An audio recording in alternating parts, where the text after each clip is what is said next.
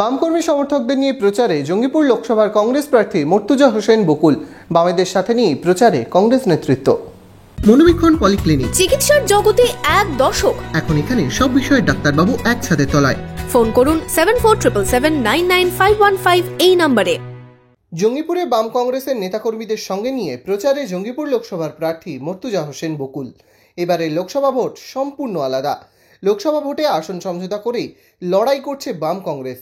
সেই ছবি উঠে এসেছে মুর্শিদাবাদেও। জেলায় কখনো কংগ্রেস প্রার্থীর হয়ে প্রচারে নেমেছেন সিপিএমের সদস্যরা, তো কখনো সিপিএমের মোহাম্মদ সেলিমের হয়ে প্রচারে নেমেছেন কংগ্রেস সমর্থকেরা। সেই ছবি উঠে এলো রবিবার জঙ্গিপুরে। রবিবার সকালে জঙ্গিপুরের রবীন্দ্র ভবন থেকে শুরু হয় মর্তুজার প্রচার। দরবেশপাড়া হয়ে দাদা ঠাকুরের মোড়ে শেষ হয় বকুলের মিছিল। এছাড়াও বিভিন্ন এলাকায় গিয়ে জনসংযোগ সারলেন কংগ্রেস প্রার্থী। প্রাক্তন চেয়ারম্যান দীর্ঘদিনের অভিজ্ঞ মানুষ, তার প্রতি এলাকার মানুষের আস্থা আছে।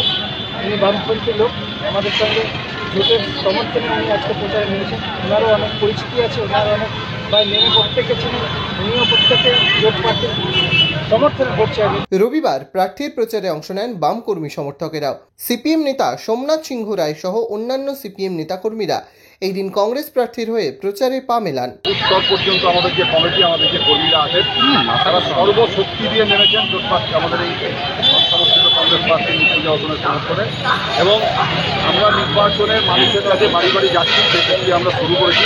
আজকে কর্মী সভাটা আমরা ডেকেছিলাম, যেহেতু বাম প্রার্থীকে নিয়ে আমরা একটা মিছিল করবো, তার জন্য আজকে কর্মী সভা ডেকেছিলাম। আমাদের এখন পর্যন্ত প্রচারে কি অগ্রগতি হয়েছে তার পর্যালোচনা আমরা করলাম এই কর্মী সভার মধ্যে দিয়ে। এটাই ছিল। ভোটের ময়দানে বাম কংগ্রেস নিজেদের সমস্ত শক্তি দিয়ে প্রচার চালাচ্ছেন, কিন্তু এই জোট কতটা কার্যকরী হবে সেটা কেবল সময়ের অপেক্ষা।